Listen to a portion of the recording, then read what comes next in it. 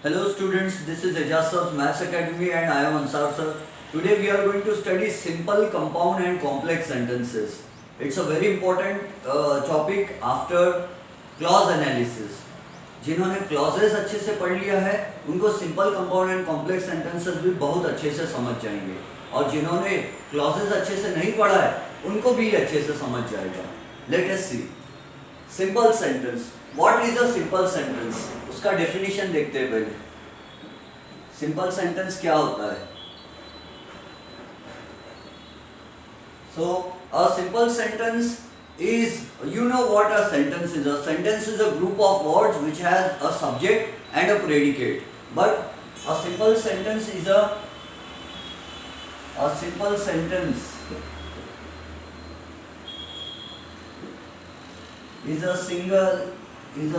is a single main clause. अब हो सकता है some may not understand the main clause. A simple sentence is a single sentence having one subject and subject का meaning क्या होता है? Noun और pronoun or noun phrase coming before a verb. Coming before a verb. So having one subject and one finite verb. One finite verb. Okay. Now don't ask sir what is a finite verb. Because I have already delivered a separate lecture on finite verbs. By the way, आपके knowledge के लिए बता देता हूँ कि finite verb क्या होता है. Finite verb का मतलब होता है a verb that changes its form. That changes its form if the subject or tense changes. अब मैं बहुत डिटेल में फाइनाइट वर्ब यहाँ एक्सप्लेन नहीं करूंगा स्टूडेंट बिकॉज हम टॉपिक से डाइग्रेस हो जाएंगे. I don't want to digress away from the topic. That's why we will first see what a simple sentence is. A simple sentence is nothing but a single sentence having one subject, noun और pronoun and one finite verb. Like for example, the road is long. The road is long. So the road is subject, is the finite verb. Finite verb होता अगर मैं roads लगा देता the roads तो ये r हो जाता था. सब्जेक्ट चेंज कर दिया जाए तो verb भी चेंज हो जाता है, उसको finite verb बोलते हैं. अगर मैं टेंस चेंज कर दूं तो ये इसका was हो जाएगा, तो finite verb. The road is long. This is a simple sentence. It is a simple sentence. Then this also is a simple sentence. The road is long. The road is long and the road is long. Understood? The road is long and very tiresome. Very tiresome, थका देने वाला. The road is long and very tiresome. This is also a simple sentence. This also is a simple sentence. Remember, some of my students who have already studied simple and compound complex sentences may say, sir यहाँ तो and आ गया और and आने के कारण ये तो compound sentence बन गया. No, friends, remember, compound sentence वो होता है जिसमें दो सब्जेक्ट्स और दो फाइनाइट वर्ब्स होते हैं और यहाँ एक ही सब्जेक्ट है द रोड, एक ही सब्जेक्ट है द रोड एंड एक ही वर्ब है is. There is only one finite verb and one subject. So simple sentence क्या होता है? A simple sentence has only one subject and one finite verb. Simple sentence में क्या होता है? It has only one subject, one noun और pronoun and one finite verb. बस इससे पहचान लेना है तो here this is the subject, one subject, and this is one finite verb. इसमें भी the road is the subject and this is the finite verb. इसके बाद ये एंड जो आ रहा है, एंड तो है, कोई लोग कहेंगे कंपाउंड सेंटेंस है, एंड आ गया, कोऑर्डिनेटिंग कंजंक्शन कोऑर्डिनेटर आ गया, लेकिन इसके बाद वर्ब, इसके बाद सब्जेक्ट नहीं आया. अगर ऐसा होता था the road is very long and the train journey is very tiresome, the train journey या द बस जर्नी, तो फिर वहां सब्जेक्ट आ जाता था और एक the train journey, the bus journey, तो फिर वो कंपाउंड सेंटेंस होता था. लेकिन यहाँ there is no subject, no subject. तो इसमें कितना सब्जेक्ट है? एक ही सब्जेक्ट है. और वर्ब कितना है? एक ही है, इज, और नहीं है. तो इसलिए ये भी हुआ simple sentence. Now see another example.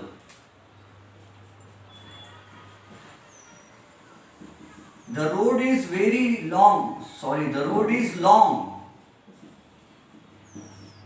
and very tiresome.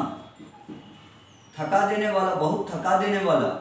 The road is long and very tiresome with hills and dales, with peaks and valleys, with many peaks and valleys. With many peaks and valleys. बहुत सारे चढ़ाव उतार भी है. This is also a simple sentence. This also is a simple sentence. ये भी simple sentence है. क्यों? क्या reason है? तो because it has only one subject, the road, and only one finite verb is. अब यहाँ जो एंड आ रहा है, एंड के बाद कोई दूसरा सब्जेक्ट नहीं है और कोई दूसरा वर्ब भी नहीं है, तो इसीलिए this is a simple sentence. This is a simple sentence. तो सिंपल सेंटेंस क्या होता है? उसमें एक ही सब्जेक्ट रहता है और एक ही फाइनाइट वर्ब रहता है. बाकी जो भी पार्ट्स है वो फ्रेजेस है, उनमें वर्ब नहीं होता, जो मेन सेंटेंस को ज्वाइन किया जा सकता है. I hope you understood what simple sentences are. Do I need to give you more examples of simple sentences? I go to school every day. This is a simple sentence. I is the subject, go is the verb. One subject, one verb. Finite verb.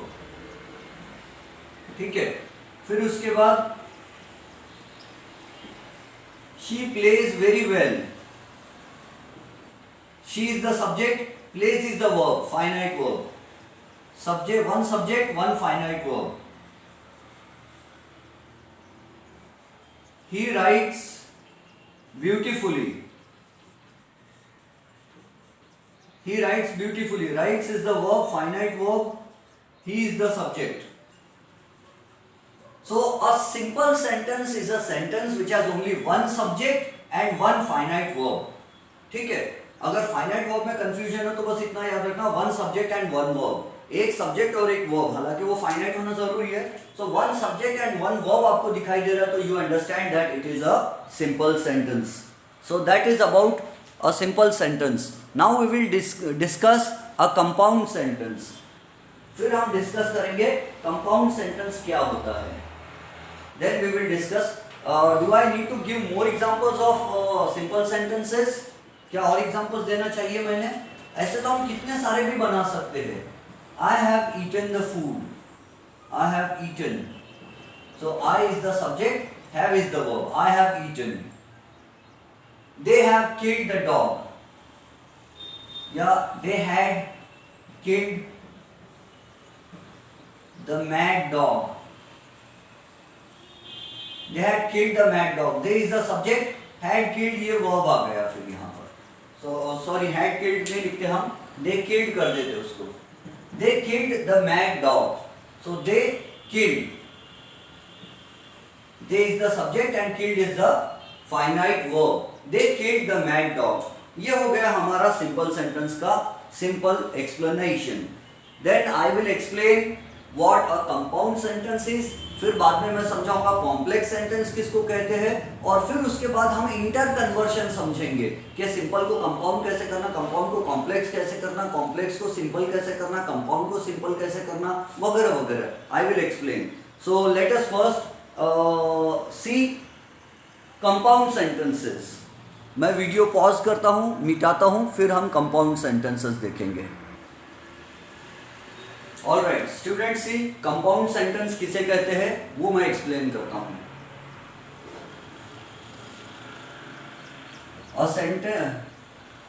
A sentence which is made up of, या which is made up of लिखने से अच्छा which consists of लिखूं क्या? ठीक है, made लिखते ना. A sentence which is made up of two or more clauses, two or more main clauses. कोई बोलेगा सर हमको मेन क्लॉजेस नहीं समझता, तो लिखना टू और more complete sentences.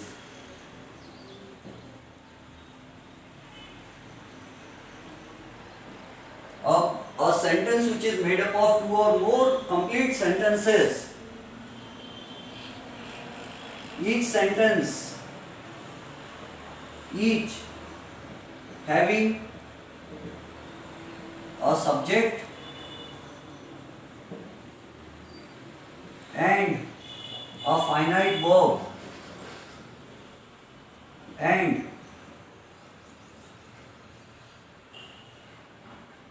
the sentences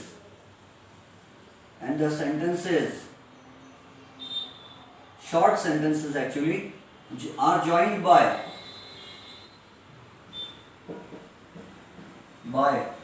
a coordinating conjunction,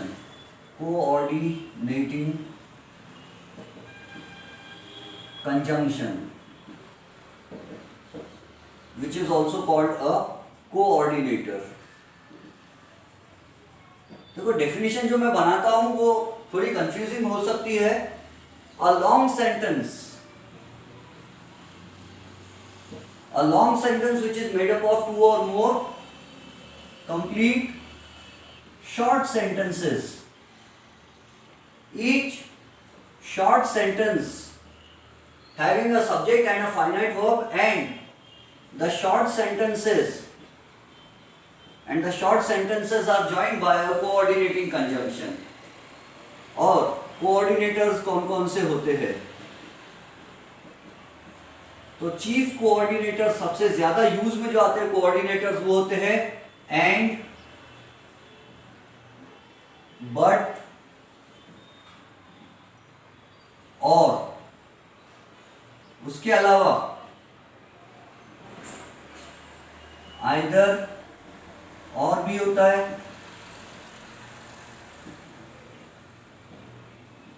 neither nor भी होता है,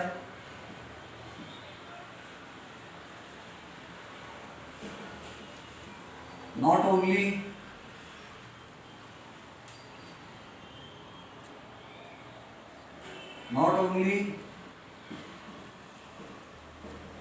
बट ऑल्सो भी होता है,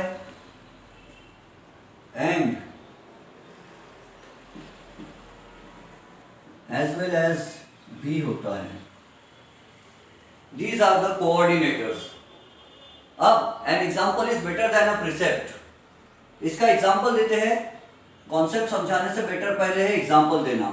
तो देखो, I will give you an example which will make things clearer in fact.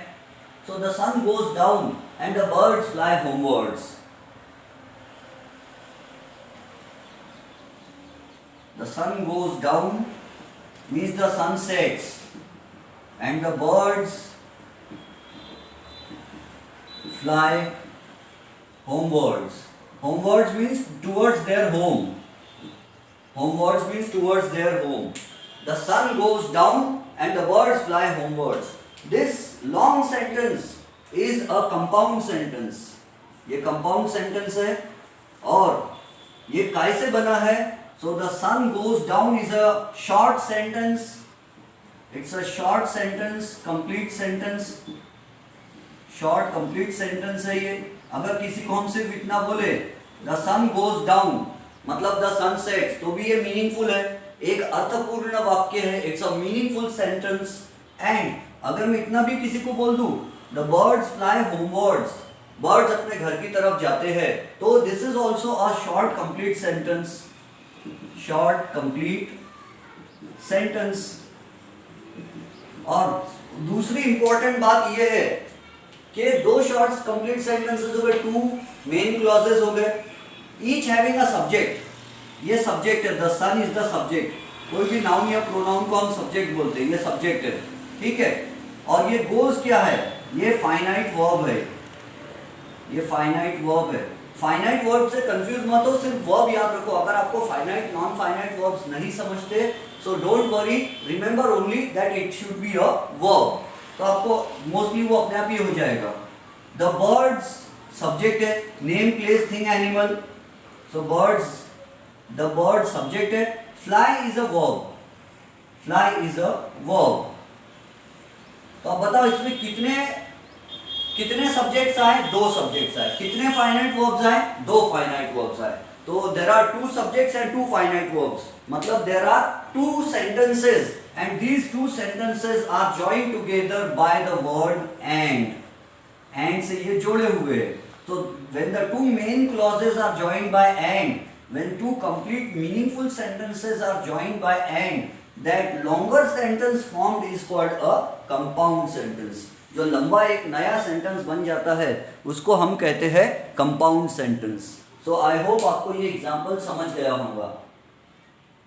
और एक एग्जांपल लेते हैं, let us take another example. He was rich,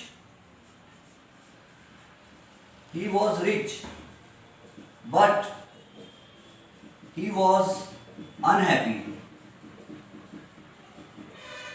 so he was rich, this is a complete meaningful sentence। अगर हम इतना भी बोल दे तो फुल स्टॉप लगा सकते, he was rich full stop, meaningful है वो। he was unhappy, अगर हम किसी को सिर्फ इतना भी बोल दे he was unhappy और फुल स्टॉप लगा दे तो भी ये एक मीनिंगफुल सेंटेंस बनता है।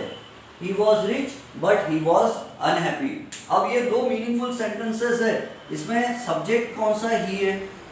सब्जेक्ट यानी क्या होता है, नाउन या प्रोनाउन। was क्या है, वर्ब है, पास्ट टेंस में फाइनाइट वर्ब है। फिर से ही आया तो ही सब्जेक्ट है, और फिर से वर्ब आया तो ये फाइनाइट वर्ब है, फाइनाइट वर्ब है। तो दो बार सब्जेक्ट और दो बार फाइनाइट वर्ब आया, तो ये हुआ कंपाउंड सेंटेंस। और क्यों हुआ, क्योंकि ये दो कंप्लीट सेंटेंसेस वर्ब से ज्वाइन हुए। अगर आप इसको कंपाउंड नहीं बनाना चाहते, आप इसको सिंपल सेंटेंस रखना चाहते हैं, तो आपको ये दो बार जो सब्जेक्ट आया है और दो बार जो वर्ब आया है, इसको एक ही बार लाना पड़ेगा। आप क्या कर सकते, ही was rich but unhappy, he was rich but unhappy, तो फिर वो सिंपल सेंटेंस बन जाएगा। मतलब उसमें ही वॉज रिच बट अनहैप्पी, तो एक ही सब्जेक्ट आएगा, ही एक ही वर्ब आएगा, तो वो सिंपल बन जाएगा। लेकिन दो सब्जेक्ट्स और दो फाइनाइट वर्ब्स हो तो फिर वो कंपाउंड सेंटेंस होता है, अगर कोऑर्डिनेटर से ज्वाइन किया हुआ हो तो। कोऑर्डिनेटिंग कंजंक्शन भी कहते हैं उसको, या कोऑर्डिनेटर भी कहते हैं। चाहे तो एक और एग्जांपल हम प्रैक्टिस के लिए ले सकते हैं, बट जगह नहीं है वहां पर। ठीक है, I will write on the left hand side. She has not written to her mother और called her for quite some time. She has not written to her mother, she has not written to her mother और called her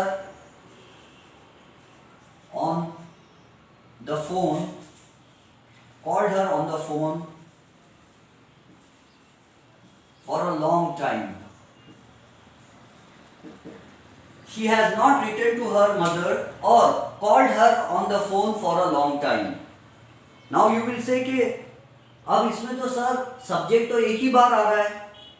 You will say subject तो एक ही बार आ रहा है। देखो, she has not written, she has written, तो ये हो गया, this is the subject, और ये हो गया verb, finite verb। Helping and main verbs हो गए। और फिर आप बोलोगे और इज द कोऑर्डिनेटर। देखो ये एक मीनिंगफुल सेंटेंस है। She has not return to her mother, she has not return to her mother. यहाँ और यहाँ अंडरस्टूड है। और she called her on the phone. लेकिन अब आप कहोगे सर इसमें सब्जेक्ट तो नहीं दिख रहा, लेकिन फाइनाइट वर्ब तो है, कॉल्ड फाइनाइट वर्ब तो है, तो इसीलिए हम क्या कहेंगे कि ये भी कंपाउंड सेंटेंस है। She has not return to her mother और called her for quite some time.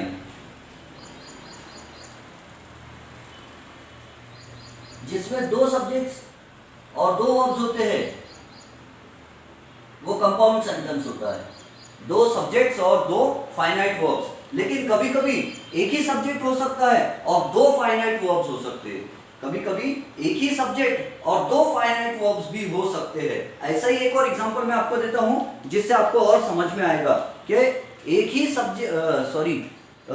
Subject but दो दो फाइनाइट वर्ब्स हो सकते हैं। जैसे he hesitated but turned towards the door. He hesitated but turned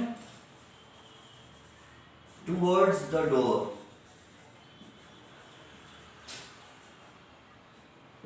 अब यहां पर भी देखो, see in this example also, he is the subject. He is the subject. Hesitated is the finite verb. hesitated verb हो गया। but क्या हुआ? but is the coordinating conjunction, coordinator। अब इसके बाद he hesitated but he turned towards the door होना चाहिए था। he turned towards the door होना चाहिए था, लेकिन वो he repeat नहीं हुआ। लेकिन finite verb तो आ गया, turn तो आ गया, ये फाइनाइट वर्ब तो आ गया यहाँ पर। तो जब एक ही सब्जेक्ट और वर्ब दो दो बार आ जाए, कोऑर्डिनेटर के बाद में वर्ब भी आ जाए, तो ये भी कंपाउंड सेंटेंस होता है। Sometimes the subject is only one and sometimes the subject is only one but the verbs will definitely be two. एक ही सब्जेक्ट होगा भले ही, लेकिन वर्ब्स कम से कम दो मिलेंगे आपको जरूर।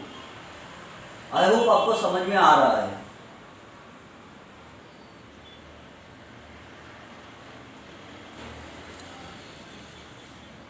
I hope you are getting the idea.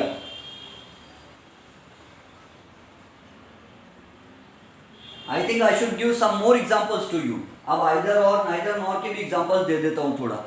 Let me pause the video. मिटाता हूँ। See a few more examples.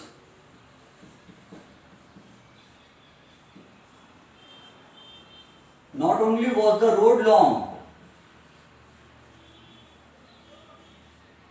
but the journey was tiring also. The journey was, not only was the road long, but the journey was tiring also.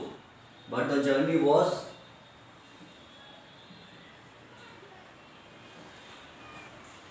tiring also. Tiresome भी लिख सकते हैं हम।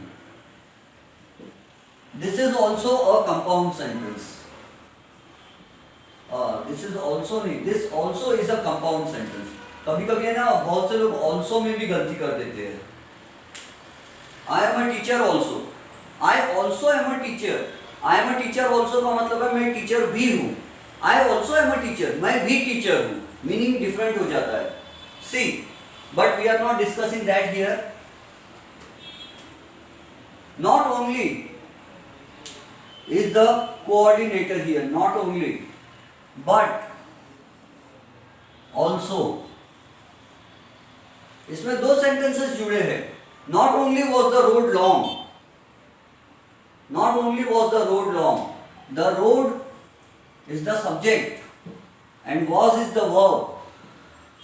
The journey is the subject and was is the verb. ये भी दो sentences है। Not only was the road long, सिर्फ रोड ही लंबा नहीं था, एक मीनिंगफुल सेंटेंस हो गया। अगर हम कहीं जाकर ये बोले कि भाई सिर्फ रोड ही लंबा नहीं था, जर्नी भी बड़ी थका देने वाली थी, तो दो सेंटेंसेस हो गए। Not only was the road long but the journey was tiring also, लेकिन यात्रा भी थका देने वाली थी। This is also a compound sentence. Late us have another example. Let us have another example of compound sentences.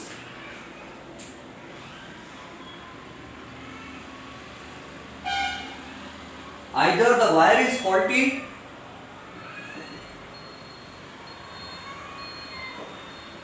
either the wire is faulty, or the fuse in the switchboard has blown. See, this also is a compound sentence. Either the wire is faulty. यहाँ पर देखो, where is the coordinating conjunction? ये देखो, ये either and or, either or आ गया। अब subject कहाँ पर है? The wire. The wire is the subject and either the wire is, actually मैं is लिखना भूल गया, either the wire is faulty होना चाहिए। either the wire is faulty, so is the verb, ठीक है, यहाँ ये was verb था, ये was verb था। either the wire is faulty, ये एक सेंटेंस बन गया अपने आप में। और the fuse in the switchboard has blown, तो यहाँ पे the fuse subject है, the fuse subject है, and has blown ये verb,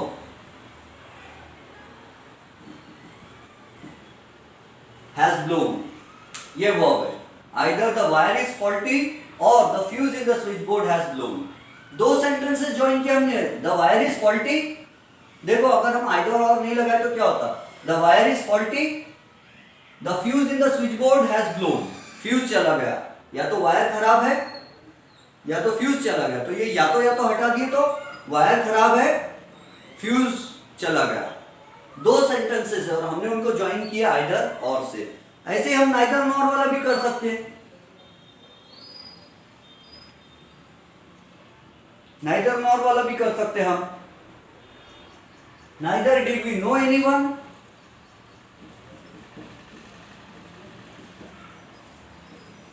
neither did we know anyone,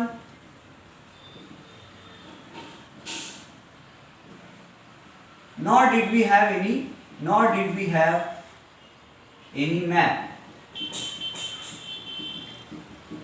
ना हम किसी को पहचानते थे, ना हमारे पास कोई मैप था, नक्शा भी नहीं था, हम भटक गए थे।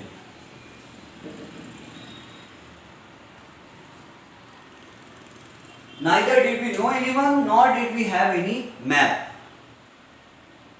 अब इसमें देखो, we know, we is the subject, know is the verb, यहाँ पर we again is the subject and have is the verb। अब ये भी दो sentences है, कैसे?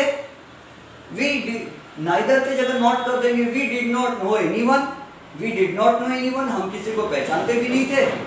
We did not know anyone, हम किसी को पहचानते भी नहीं थे। We did not have a map, हमारे पास नक्शा भी नहीं था, मैप भी नहीं था। तो दो सेंटेंसेस हो गए, लेकिन हमने उनको ज्वाइन कर दिए किससे? नाइदर नॉर से। तो यहाँ कोऑर्डिनेटर क्या हुआ? ये नाइदर एंड ये नॉर, ये कोऑर्डिनेटर हुए। तो इस तरह हम समझ गए simple, compound and complex sentence, simple and compound sentences क्या होते हैं ये हम समझ गए। I can give me as many examples as possible, but remember the lecture should not become too lengthy। फिर मैं आपको कुछ आइडेंटिफाई करने के लिए दे दूंगा, simple, compound and complex identify करने, और नेक्स्ट लेक्चर जो बनाऊंगा उसमें इंटर कन्वर्शन सिखाऊंगा। So let me pause the video. अब हम कॉम्प्लेक्स सेंटेंसेस डिस्कस करेंगे। Now see what are complex sentences. It is a longer sentence which is made up of one main clause यानी meaningful sentence and one or more dependent clause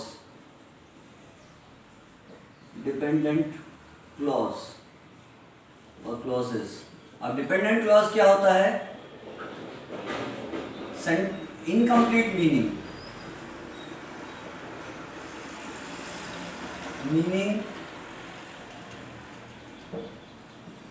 of a dependent clause बस ये यहीं तक खत्म कर देते हैं और ये आपके नॉलेज के लिए अलग से लिख देता हूं. Meaning of a dependent clause remains incomplete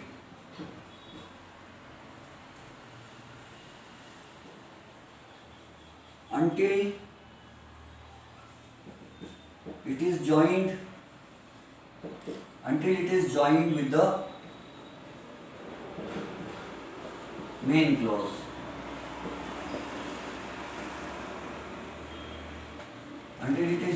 main clause. यानी एक मीनिंगफुल सेंटेंस होगा और एक अधूरा मीनिंग वाला क्लॉज होगा. फॉर एग्जाम्पल ले लेते हैं. एग्जाम्पल से कहानी जल्दी समझ में आएंगी. The girls said that they were tired. The girls said that they were tired. The girls said that they were tired. ये जो सेंटेंस है, remember this sentence is a complex sentence. इससे पहले एक्चुअली मैंने आपको कोऑर्डिनेटर्स लगाकर देना चाहिए था. Meaning of a dependent clause remains incomplete until it is joined with the main clause using a subordinator. Subordinating conjunction और subordinating conjunction को ही हम subordinator कहते हैं. subordinator.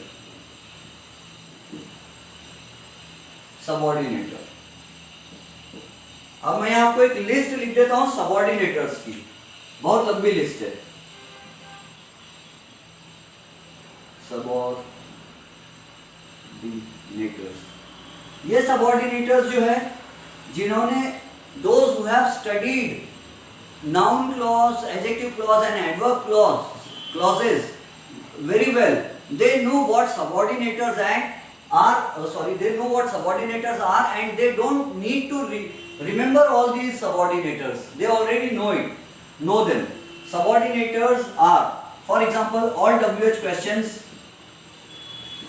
are subordinators. What, which, where, who, how, whose, whom, why, which, and so on. That is the subordinator. If can be used as a subordinator, whether can be used as a subordinator, as soon as can be used as a subordinator, no sooner than can be used as a subordinator, then though can be used as a subordinator, although can be used as a subordinator, even though can be used as a subordinator. It's a very long list. Even if is a subordinator, then while is a subordinator, can be used as a subordinator, and then as can be used as a subordinator, till can be used as a subordinator, until can be used as a subordinator. ये time के हैं. Actually दो हटा दूंगा मैं. सबऑर्डिनेटर्स time के अलग अलग लिख देता हूँ आपको.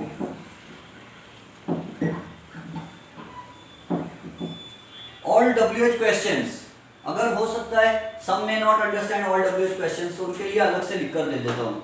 WH questions के भी नाम लिख देता हूँ कुछ. See all WH questions. For example, what, where, when, which, who, why, whose, whom, how. How also is a WH question. और कौन सा आता है? Wherever, whenever, whichever. अब मैं that लिखता हूँ. That, if, whether. अब मैं टाइम वाले सबऑर्डिनेटर्स लिखता हूँ. Till, until. when तो आ चुका है, फिर भी डबल से when लिख देता हूँ. when, whenever भी आ चुका है, फिर से डबल लिख दे रहा हूँ. whenever, फिर as soon as, जैसे ही. as soon as I saw Ansar sir, I ran away from there. जैसे मैंने अंसार सर को देखा, मैं वहां से भाग गया. no sooner than, as soon as का ही काम करता है, no sooner than भी. while यानी जिस समय. अब जगह वाली बात करते हैं. where आ चुका है ऊपर. wherever ये भी आ चुका है ऊपर, रिपीट कर रहा हूं मैं. एंड बस. फिर कंडीशन की बात करते हैं. इफ भी आ चुका है ऊपर. अनलेस का मतलब होता है इफ नॉट.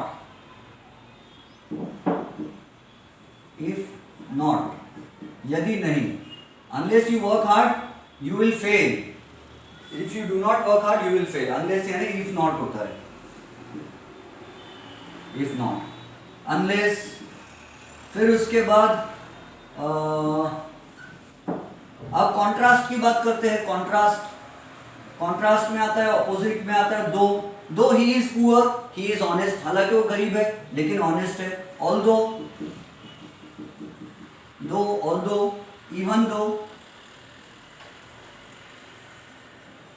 Even if. ये सब हालांकि मीनिंग होता है इनका, सिर्फ डिग्री चेंज है इनकी थोड़ी. Even if. फिर हम लिखेंगे देन. डिग्रीज ऑफ कंपैरिजन में आता है I am taller than Raju. तो I am taller main clause हो गया, than Raju adverb clause of comparison हो गया. क्लॉजेज जिन्होंने पढ़ लिया उनको ये सब मालूम है. देन इसके बाद और लिख सकता हूं मैं एज आ चुका है ऊपर कहीं तो भी शायद ना, नहीं आया. Okay as. फिर उसके बाद I can write as if adverb clause of manner. As though, as if, as though. फिर so that adverb clause of purpose. So that adverb clause of result. He was driving so fast that he met with an accident. ये वाला so that देखो. He was driving so fast that he met with an accident. और ये so that क्या है? We come to tuition so that we may learn English grammar. We come to tuition so that we may learn English grammar. ये so that का मतलब होता है ताकि हम कुछ सीख सके. So that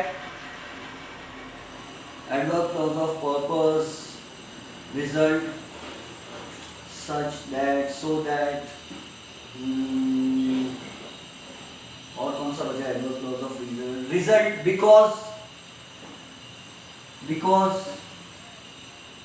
since. These are the subordinators.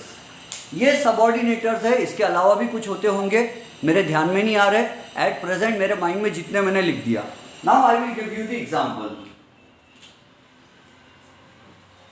The girls said, वह लड़कियां बोली, meaningful, that they were tired.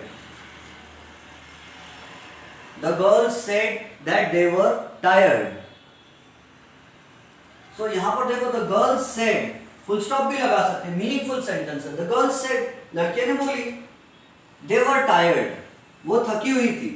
और ये दो सेंटेंसेस को हमने कैसे ज्वाइन कर दिए? हाँ, अगर हम किसी को इतना बोले सिर्फ कि वह थकी हुई थी, ये दैट का मतलब क्या होता है? कि, हिंदी में कि। लड़कियों ने कहा कि वह थकी हुई थी, तो ये जब कि वह थकी हुई थी अधूरी बात है। किसी को जाके मैं बोलूंगा कि मैं थका हुआ हूँ, कि मैं थका हुआ, यानी क्या? मैं थका हुआ बोले तो अलग बात है, कि मैं थका हुआ हूँ तो की के कारण मीनिंग अधूरा रह जाता है। और ये this is the dependent clause, ये डिपेंडेंट है। अगर सिर्फ किसी को जाके हम बोले कि वह थकी हुई थी, तो लोग बोलेंगे कि वह थकी हुई थी का मतलब क्या? तो बोलना पड़ेगा वो लड़कियों ने बोला, लड़कियों ने कहा कि वह थकी हुई थी, लड़कियों ने कहा। तो ये इंडिपेंडेंट क्लॉज है, ये मीनिंगफुल है। मैं आपको और एक एग्जांपल समझा दूं, don't worry. When the cat comes,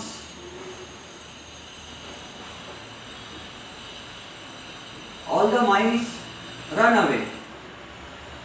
अब ये जो है ये डिपेंडेंट क्लॉज है, ये डिपेंडेंट क्लॉज है। डिपेंडेंट क्लॉज उसको बोलते हैं जिसका मीनिंग अधूरा रहता है। When the cat comes, अगर मैं किसी के पास जाऊं और किसी के पास जाकर बोलूं when the cat comes, जब वहां बिल्ली आती है, तो लोग बोलेंगे हाँ तो क्या, आगे तो बोलो, अधूरी बात क्यों बोल रहे हो भाई? तो ये when the cat comes अधूरी बात है, तो इसीलिए इसको डिपेंडेंट क्लॉज बोलते हैं। ये बात पूरी कब होंगी? जब इसको all the mice run away से जोड़ा जाएगा। all the mice run away, all the mice run away, पूरे चूहे भाग जाते हैं। तो मुझे बोलना पड़ेगा when the cat comes all the mice run away, जब वह बिल्ली आती है तो सब चूहे भाग जाते हैं, तो ये मीनिंग कंप्लीट होगा। हाँ, अगर मैं सिर्फ किसी को जाके इतना बोल दूं सब चूहे भाग जाते, तो ये मीनिंगफुल सेंटेंस है, तो this is independent clause, independent clause. और जो डिपेंडेंट क्लॉज होता है उसमें सबऑर्डिनेटर रहता है। डिपेंडेंट क्लॉज में हमेशा सबऑर्डिनेटर रहता है। और आपको एक बात बताओ इजी, वो ये है कि जब भी आपको कॉम्प्लेक्स सेंटेंस बनाना है तो इनमें से कोई सबऑर्डिनेटर को वहां फिट कर दो जो सूटेबल होगा वो। फॉर एग्जाम्पल, अभी नहीं, वो मैं बाद में समझाऊंगा, पहले तो आप पहचानना सीखो। द गर्ल सेड दैट, ये देखो इसमें दैट आ गया, कहां गया दैट? ये आया दैट दे वर टायर्ड। दो सेंटेंसेस है, the girl said they were tired और बीच में क्या आ गया? दैट आ गया। दो सेंटेंसेस के बीच में दैट ला लिया हमने, कोऑर्डिनेटर नहीं लाया इस बार, एंड और बट नहीं लाए हमने दैट लाया। And or but, either or, neither nor, not only but also, as well as नहीं लाए हमने, दैट लाए। तो जब दो सेंटेंसेस जुड़े हो और बीच में सबऑर्डिनेटर से जुड़े हुए हो, सबऑर्डिनेटर से जुड़े हुए हो दो सेंटेंसेस, तो हम समझ जाते हैं कि ये कॉम्प्लेक्स सेंटेंस है। फिर से देखो, द कैट कम्स, बिल्ली आती है, meaningful. All the mice run away, meaningful, लेकिन व्हेन लगाया हमने यहाँ पे। When the cat comes all the mice run away, तो पूरा अच्छा मीनिंग बन गया। तो जिसमें सबऑर्डिनेटर आ जाता है वो बन जाता है कॉम्प्लेक्स सेंटेंस। आपको और एग्जांपल्स देता हूं मैं, I will give you some more examples, है ना, ताकि आपको और समझ में आए। तो let us have some more examples. Although the mangoes were sweet, the grapes were sour. अब जगह कहाँ है? मिटाएंगे। Calling start. PUBG PUBG PUBG, Free Fire, PUBG, ये सब खेलते थे ना आप लोग।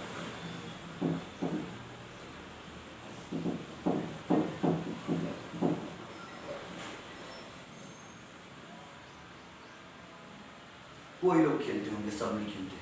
सी,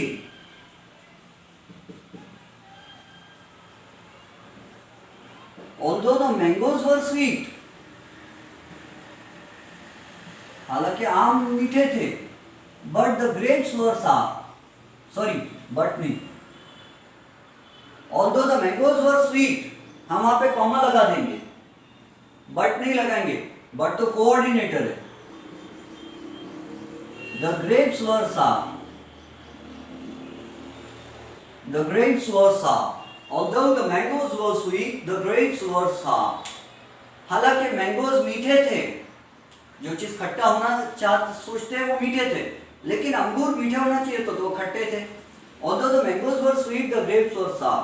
यहाँ देखो, the mangoes were sweet, the grapes were sour. Contrasting बातें हैं तो हमने although लगा दिया। अगर कंपाउंड सेंटेंस होता तो यहाँ although नहीं रहता था। The mangoes were sweet, but the grapes were sour. अगर but लगाते तो वो कंपाउंड बन जाता था। although लगाने से क्या बन गया? कॉम्प्लेक्स बन गया। तो हमने यहाँ ऑल्दो लगा दिया, इसलिए ये कॉम्प्लेक्स सेंटेंस बन गया। ये पूरा मिला के ये पूरा कॉम्प्लेक्स सेंटेंस है। It is a complex sentence. Hindi में इसको मिश्र वाक्य कहते हैं। सिंपल सेंटेंस को सरल वाक्य या केवल वाक्य कहते हैं, कंपाउंड सेंटेंस को संयुक्त वाक्य कहते हैं, और कॉम्प्लेक्स सेंटेंस को मिश्र वाक्य कहते हैं। मिश्र, हिंदी में और मराठी में भी। Now see, we can have some more examples. We can have more examples.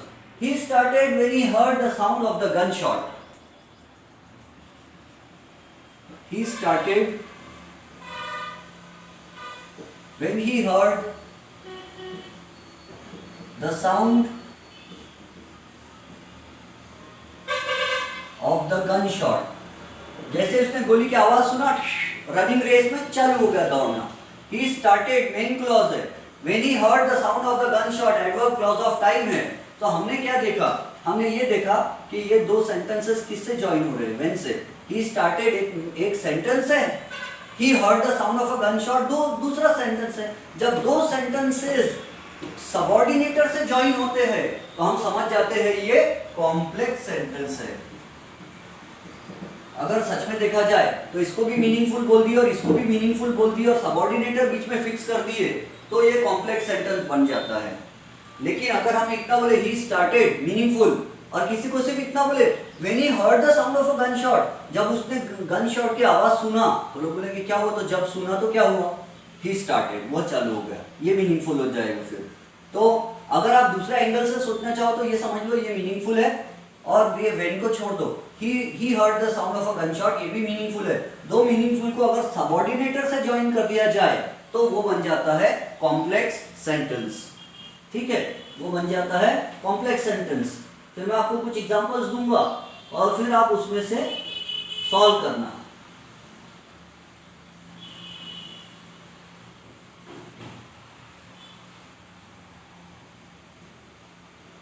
अब कौन सा एग्जांपल दूं मैं? व्हेन वाला दे दिया आपको मैंने, ऑल्दो वाला दे दिया है ना, बिकॉज वाला लिख लेते हैं ना।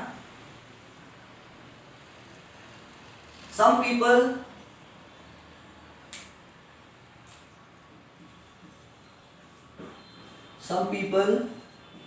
are afraid to make friends. आपने में सर अफ्रेड ऑफ आता है ना, अफ्रेड टू आ रहा। अफ्रेड ऑफ रिजल्ट होता है और अफ्रेड टू कुछ काम करने के लिए होता है। Some people are afraid to make friends because they have been hurt in the past. Some people are afraid to make friends because they have been hurt in the past. कुछ लोग दोस्ती करने से डरते हैं क्योंकि पास्ट टेंस में उनको धोखा मिला है, उनके मन को ठेस पहुंची है। The old lady had a stick. The old lady had a stick which was her only support. Which was her only support. The old lady had a stick which was her only support. चलो 48 minutes 40 seconds हो गए, 41. So I will pause the video and see students, these are the sentences. Identify whether the following sentences are simple, compound or complex. First है, they vary in type but they include forests, monuments, etc. Second, the mountain is significant because of its characteristics. Number 3, to protect the temples and artifacts, UNESCO has launched an international campaign. Fourth, if the site meets its criteria, it can be inscribed on the World Heritage List. Number 5, there are 890 World Heritage sites that are located in 148 countries. Number 6, the project cost about US $80 million and $40 million came from 50 different countries. आपको पहचानना है। See students, these are a few more examples from our textbook. My hand slid under the mattress searching for the notes. The thief story में से ये। When I found them, I drew them out without a sound. Number 9, I went down to the bazaar and sat down in the shelter of the clock tower. 10. You are to give me a horse and an armor and some soldiers and send me to the Dauphin. You are to give me a horse and an armor and some soldiers and send me to the Dauphin. I shall send you back to your father with orders to put you under lock and key. Number 12. If she can put some fire into... Oh, sorry, it's not fight. It should be fire. If she can put some fire into him, she can put into anybody. She can put it into anybody.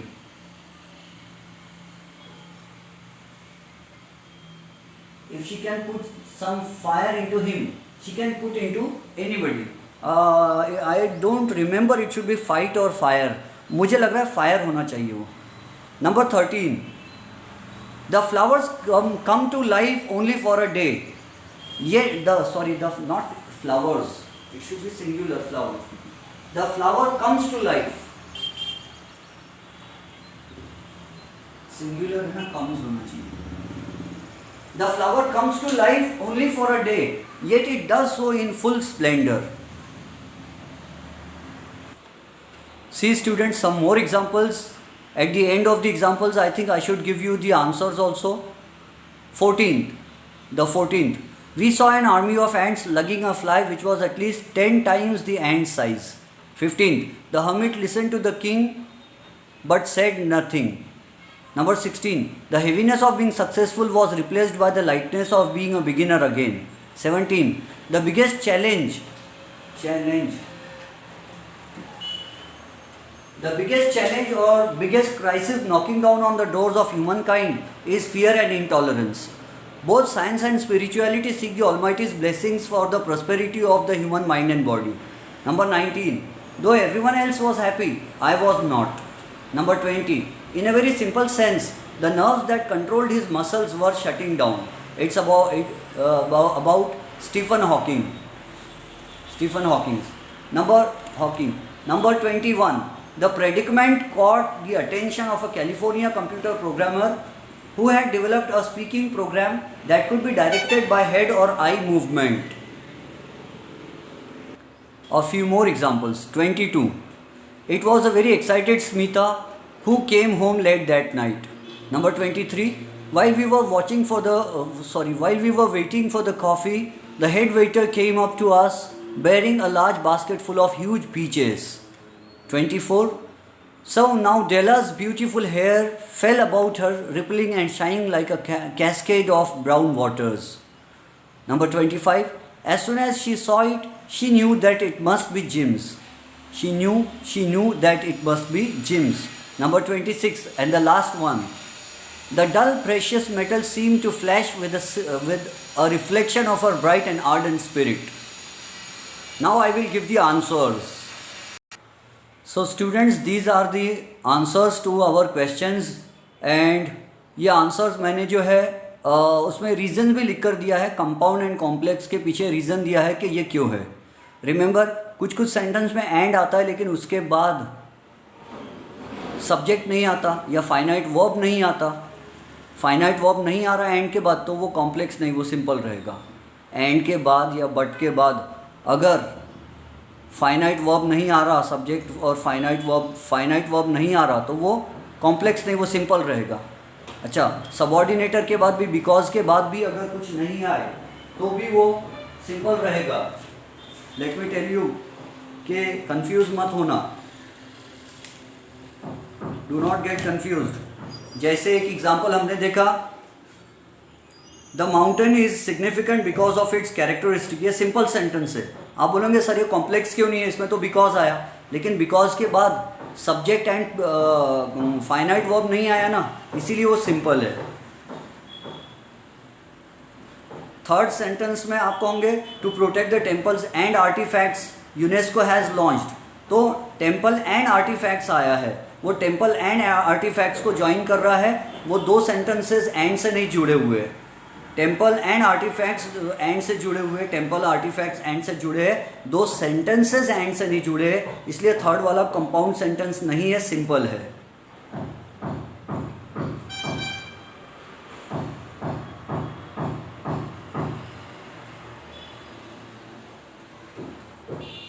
बाकी जगह तो मुझे नहीं लगता कि कुछ और explanation देना पड़ेगा। हाँ, एग्जाम्पल जो है, द बिगेस्ट चैलेंज और biggest crisis knocking on the doors of human kind is fear and intolerance. उसमें एंड आ रहा है, लेकिन वो एंड दो सेंटेंसेस को नहीं जोड़ रहा है, वो दो वर्ड्स को जोड़ रहा है, fear and intolerance. Fear intolerance, ये दोनों को एंड जोड़ रहा है, दो सेंटेंसेस को नहीं जोड़ रहा, इसलिए वो सिंपल सेंटेंस रहेगा। द बिगेस्ट चैलेंज वाला एग्जाम्पल नंबर 17। फिर उसके बाद एग्जाम्पल 18 में भी बहुत साइंस एंड स्पिरिचुअलिटी। तो साइंस एंड स्पिरिचुअलिटी, एंड जो वर्ड आ रहा है वो दो वर्ड्स को ज्वाइन कर रहा है, दो सेंटेंसेस को ज्वाइन नहीं कर रहा। ह्यूमन माइंड एंड बॉडी, वो भी दो वर्ड्स को ज्वाइन कर रहा है। दो सेंटेंसेस अगर मीनिंगफुल सेंटेंसेस एंड से ज्वाइन हो जाए तो हम कहते हैं कि ये कंपाउंड सेंटेंस है। लेकिन ये 18 वाला जो एग्जाम्पल है, 18 वाला, ये सिंपल सेंटेंस रहेगा।